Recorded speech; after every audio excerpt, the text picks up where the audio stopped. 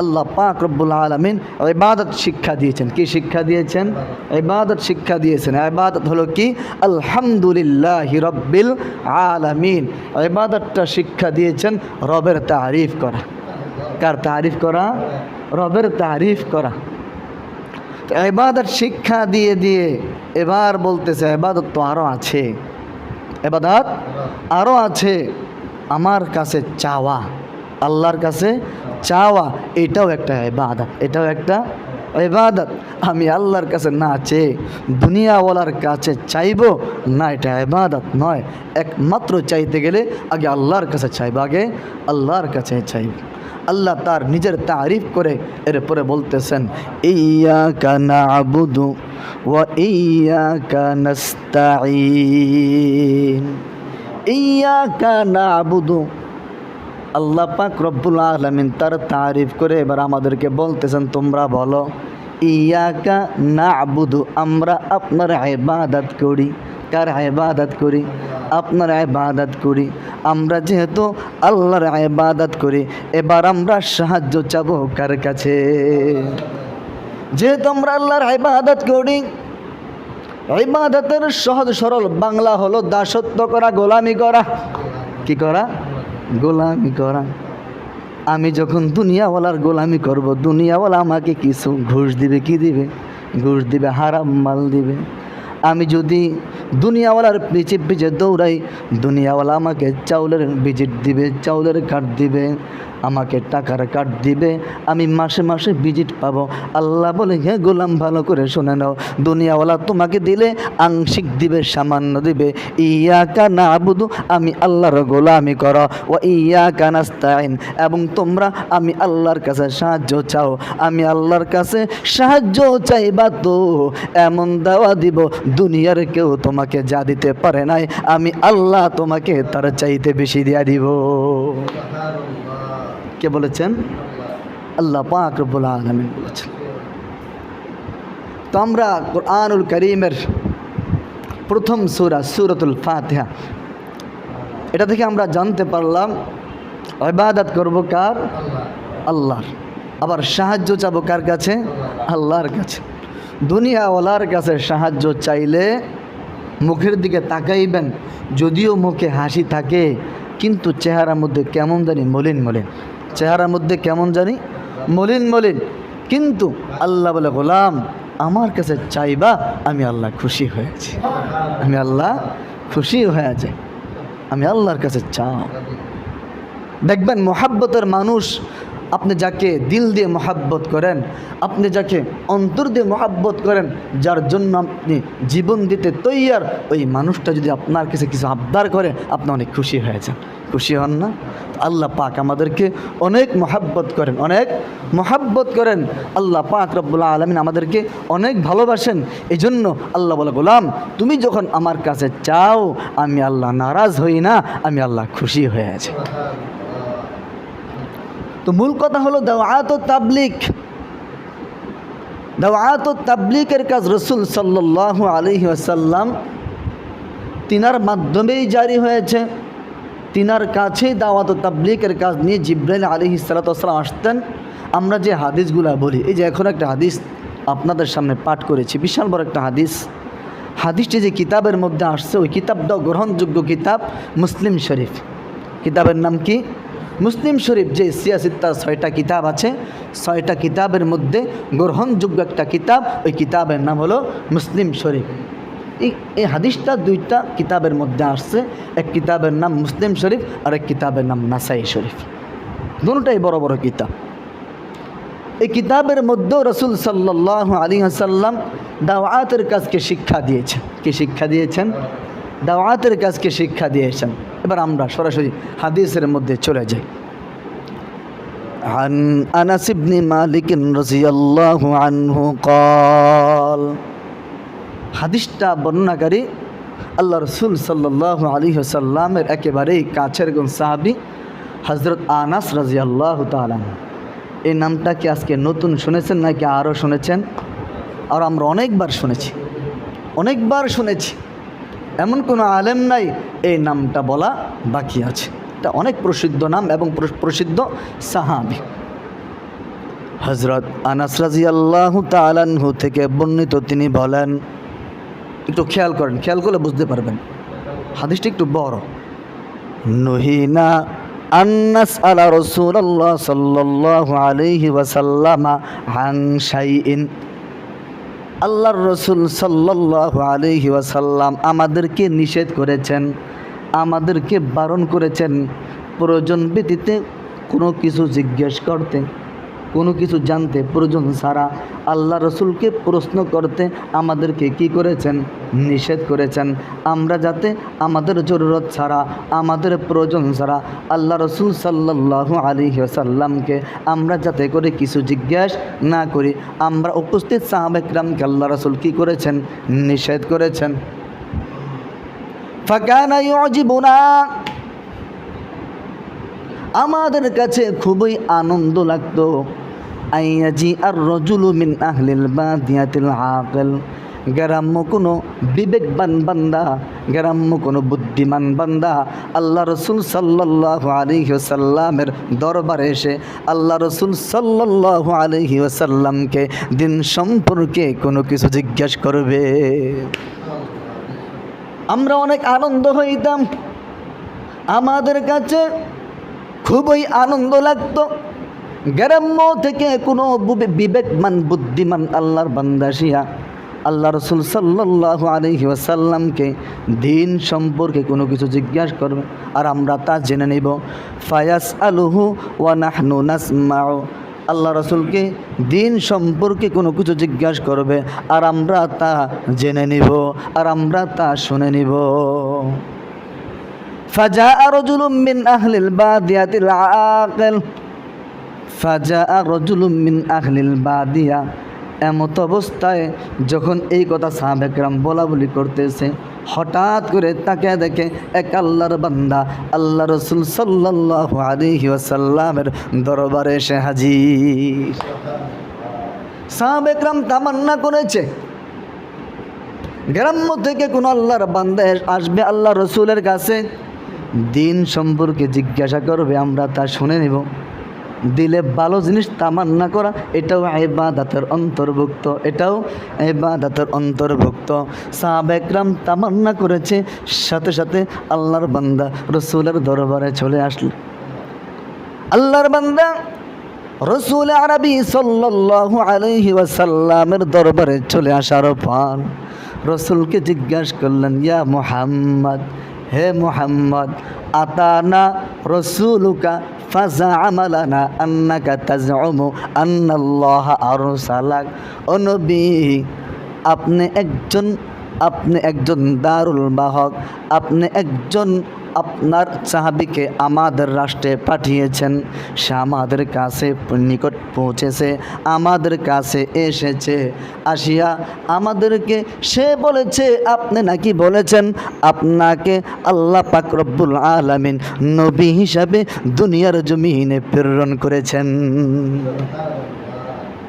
এই কথা যখন বললেন আল্লাহ রসুল সাল্লাল্লাহু আলাইহি ওয়াসাল্লাম বললেন, সাদাকা, সাহাবী সত্য কথা বলেছে, হ্যাঁ আমি বলেছি, আমাকে আল্লাহ পাক রব্বুল আলামিন নবী হিসাবে দুনিয়ার জমিনে প্রেরণ করেছেন।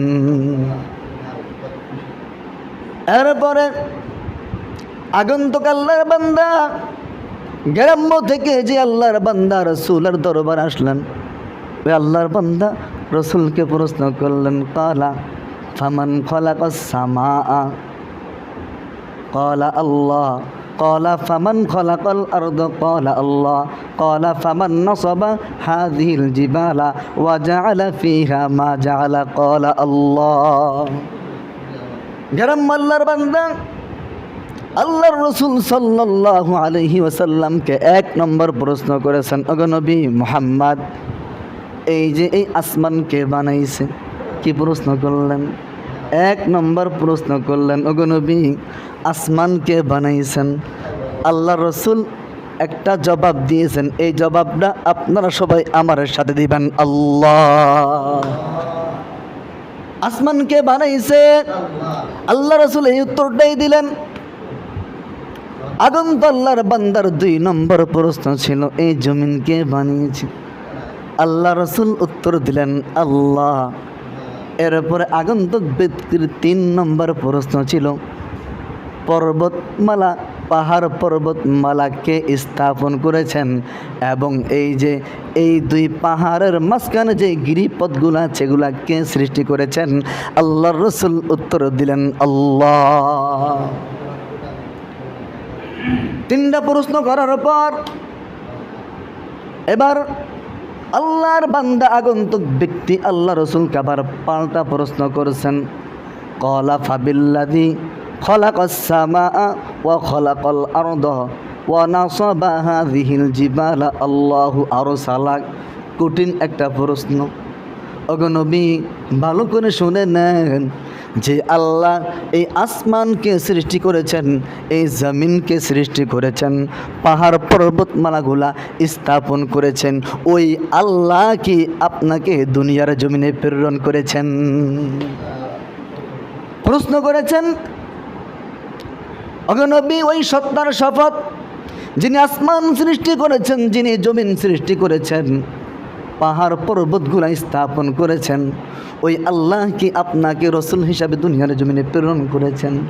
আল্লাহ রসুল বলেন নাম, বলে হ্যাঁ, ওই আল্লাহ আমাকে নবী হিসাবে দুনিয়ার জমিনে প্রেরণ করেছেন।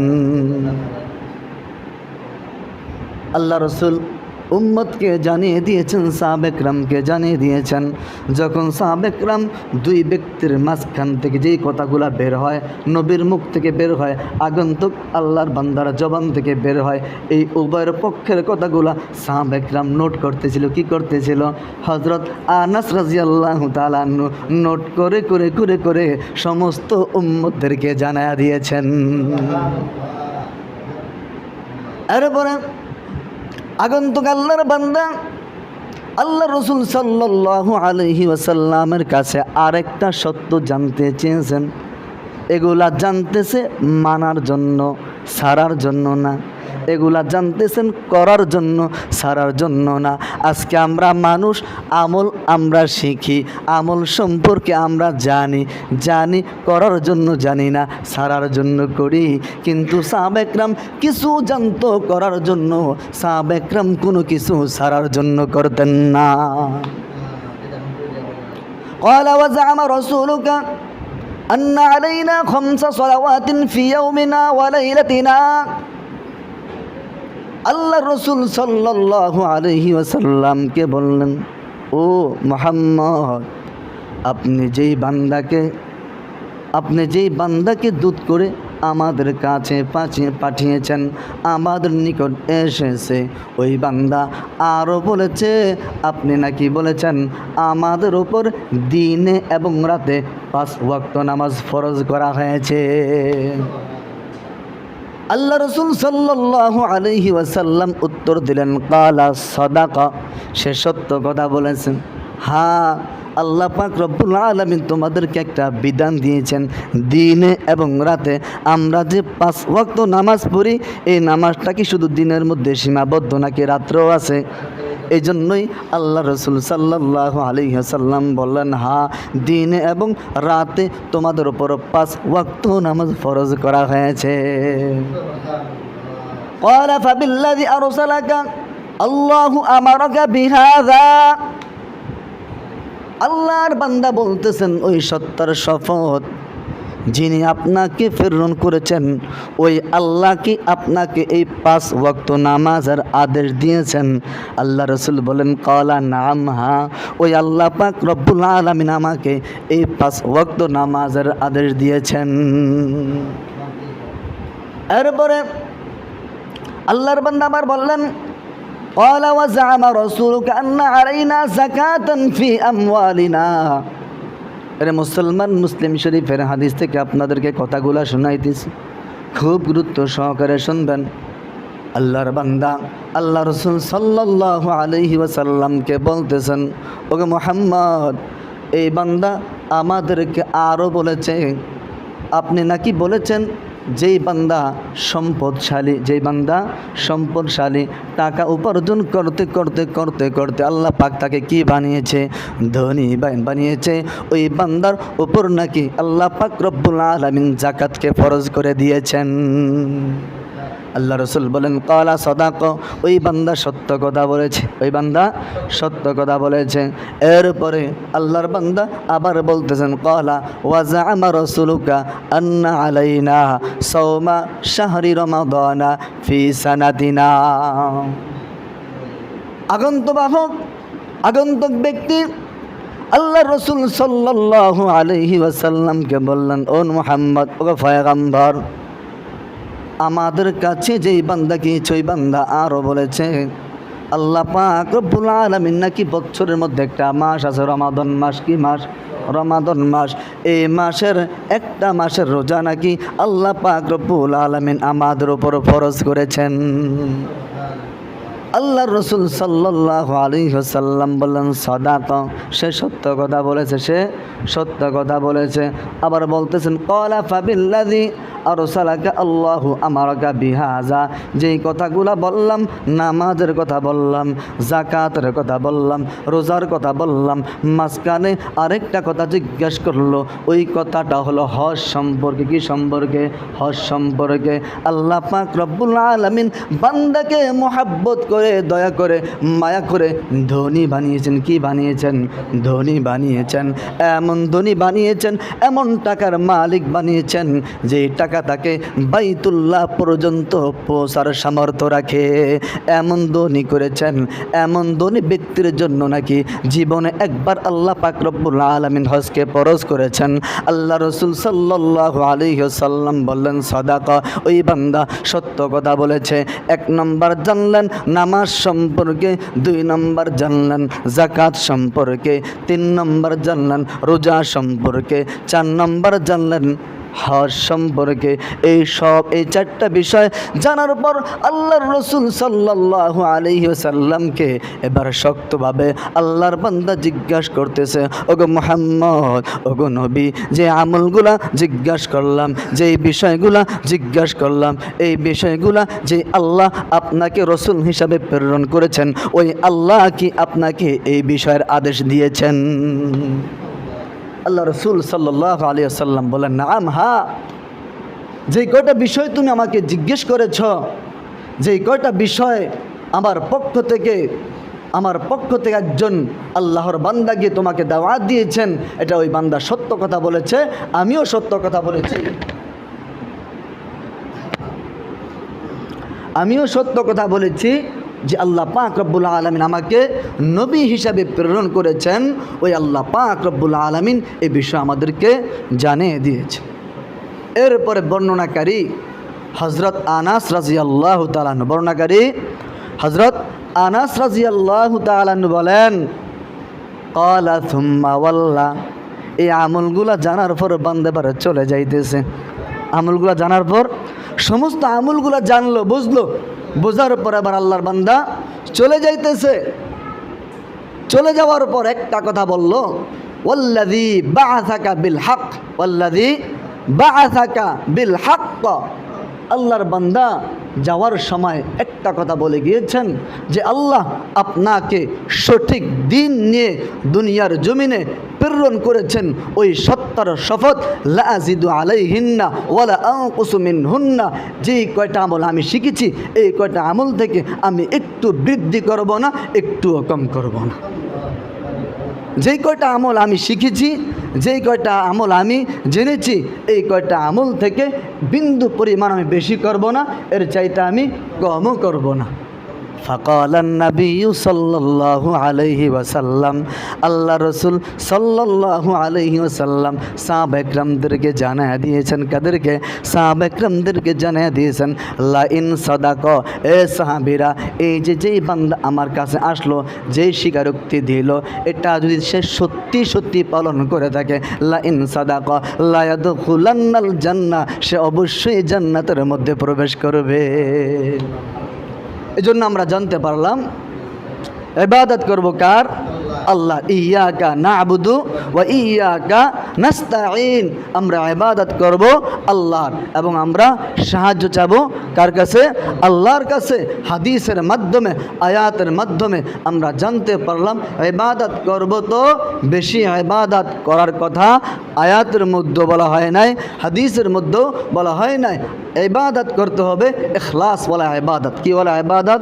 ইবাদত করতে হবে ইখলাসের সাথে ইবাদত, ইখলাসের সাথে অল্প ইবাদতের আল্লাহ পাক রব্বুল আলামিনের কাছে অনেক দাম। এজন্যই তো ছোট্ট একটা হাদিসের মধ্যে আল্লাহ রাসূল জানিয়ে দিয়েছেন, আখলিস দীনাকা ইয়াকফিকাল আমালুল কলিল, তোমরা আংশিক আমল করো, তোমরা অল্প আমল করো, এই আমলটাই তোমাদেরকে নাজাতের ফয়সালা করে দিবে।